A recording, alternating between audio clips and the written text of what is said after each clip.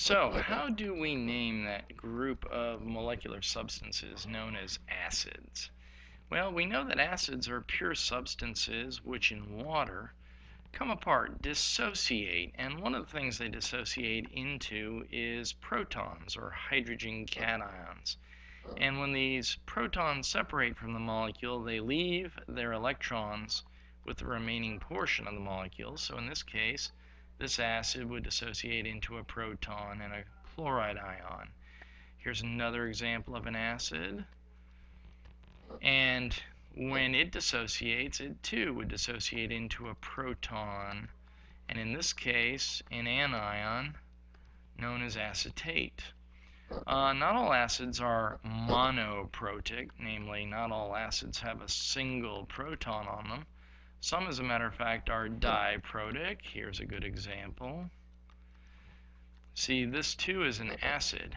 It has two protons, however, and when they dissociate from the rest of the acid, they both leave their electrons with the remaining portion, and consequently we get an anion with a -2 charge. In this case, we get oxalate.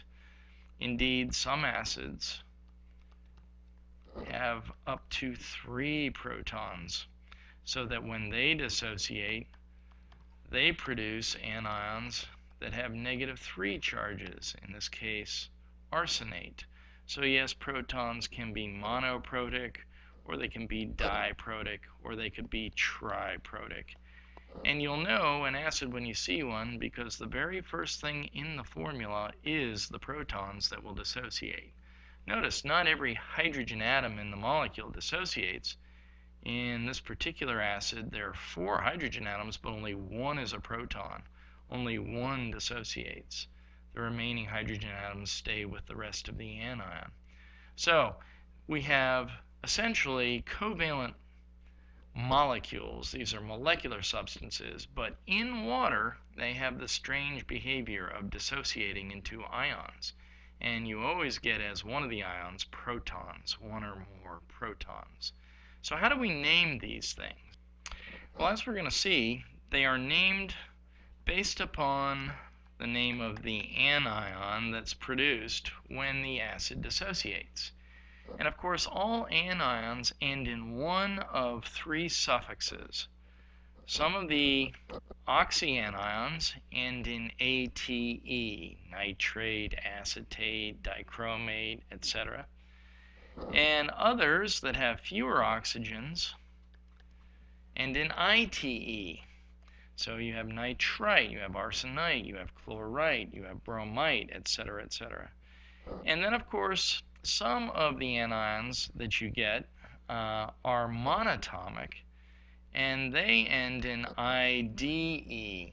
And not necessarily all monatomic. For instance, there's the polyatomic ion cyanide, and it ends in IDE, even though technically it's not monatomic, it's diatomic.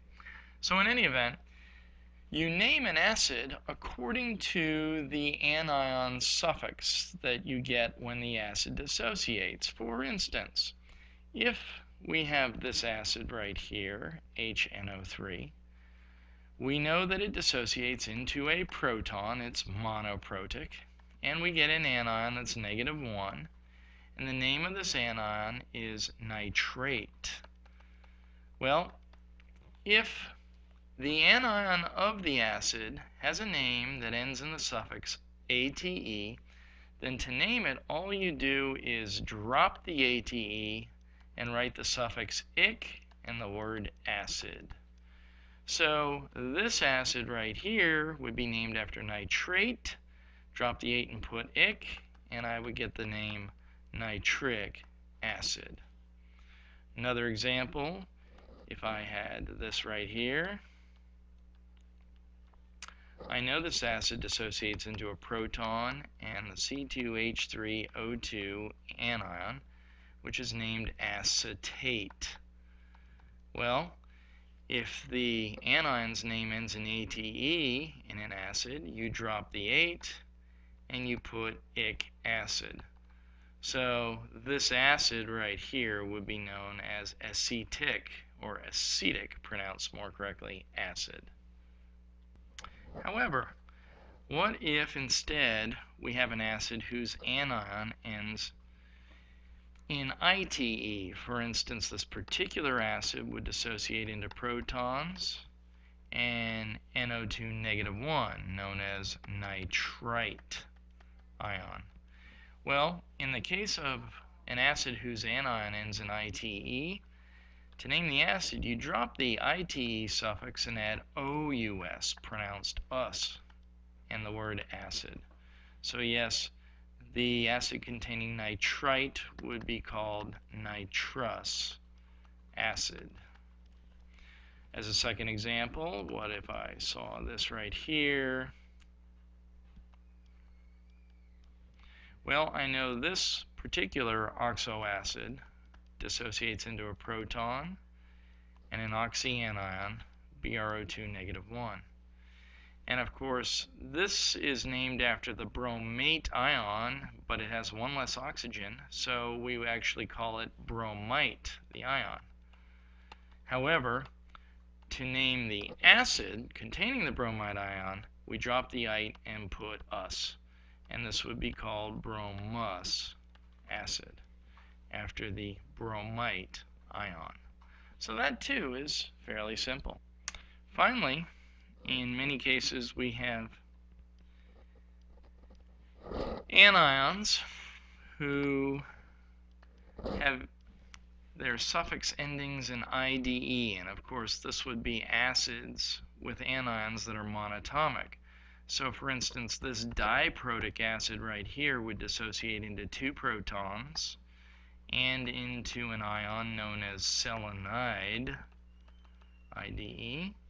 And this acid, very common acid found plentifully in the human stomach, would dissociate into a proton and an anion of chlorine, of course, which is called chloride, IDE.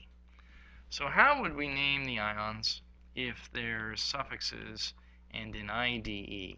Well, as you probably guessed, we're going to drop that suffix IDE and replace it with something. And in this case, we replace it with ic acid. And you say, but wait, haven't we done that for ATE ions as well? And the answer is yes, we have. So we need a way to distinguish the ides from the ates. And that is to also add the prefix in front of the word hydro. So if I were to see an anion ending, or whose anion ends in IDE, like selenide, yes, I would write selenic acid, but I'd also tack on the prefix hydro. So this is in fact hydroselenic acid. And in the case of the acid whose anion ends in IDE, chloride, instead of chloride, I'd put chloric acid, and I'd add the prefix hydro to the name, hydrochloric acid. So as a nice sort of summarization of what we're doing here, consider, if you will, these many different acids here. We've got 5 different ones. HBr, acid starts with hydrogen, HBrO4, HBrO3, HBrO2, and HBrO. Now clearly these are all different acids. They all have different chemical formulae, so they should all have different names. And we can go right through this 3-step understanding. If this were to dissociate, we'd form a bromide IDE ion. And so we need a prefix hydro, and then bromic with the suffix ic acid. So we have hydroic acid because it ends in IDE. This anion, however, is a perbromate ion. And since it ends in 8, we just drop the 8 and put ic. So it becomes perbromic acid. This, of course, is named after the bromate ion itself. And again, since it's just an 8, we drop the 8 and just put ic. And this becomes bromic acid. And since this anion right here is bromite, we would drop the ite and replace it with OUS, and we get bromous, OUS acid. And then lastly, this ion here is known as hypobromite. So all we do is drop the ite and put us, and it becomes hypo. Don't confuse that with hydro. That's what you get for an I. This is part of the ion's name. Hypobrom, and the only thing that makes it acid is the OUS, acid, instead of the ite. So we have hydrobromic, we have perbromic, we have bromic, we have bromous, and we have hypobromous acid. All 5 have different formulae, all 5 have different names, but I need only know 3 rules to name any acid. The only time that these rules don't apply directly are if the anion has sulf in the name because it has a sulfur atom in it, or phosp in the name because there's a phosphorus atom in it. For example, H2SO4. Well, this clearly is the anion sulfate. And if I were to follow the rule strictly, something ending in ate, drop the ate and put ic, I'd call it sulfic acid, but that sounds kind of awkward. So when there is sulfur in the name, you drop the ending, but you also add back the UR that's in the sulfur name, and then put ic acid. So yes, sulfate actually is found in sulfuric acid. And this works for anything with sulf in the name. For instance, H2S2O3. This anion in this acid is thiosulfate. And we don't just drop the ate and put ic and have thiosulfic acid. We add the UR back into sulfur's name, and it becomes thiosulfuric acid. But otherwise, it's the exact same reasoning. Same thing here with the ites. As long as there's sulf in the name, that's the only time you worry about adding the UR. For instance, this is the sulfite ion. So I don't just drop the ite and put us, sulfus acid, that sounds awkward. I add UR back into the name, sulfurous acid. And now, what happens if there's phosphorus in the name of the acid? Well, it's the same situation. It sounds awkward if you follow the rule exactly. For instance, this ion is the phosphate ion here in this particular triprotic acid. And if we were to just drop the ate and put ic, it would be phosphic acid. And phosphic is, again, very awkward.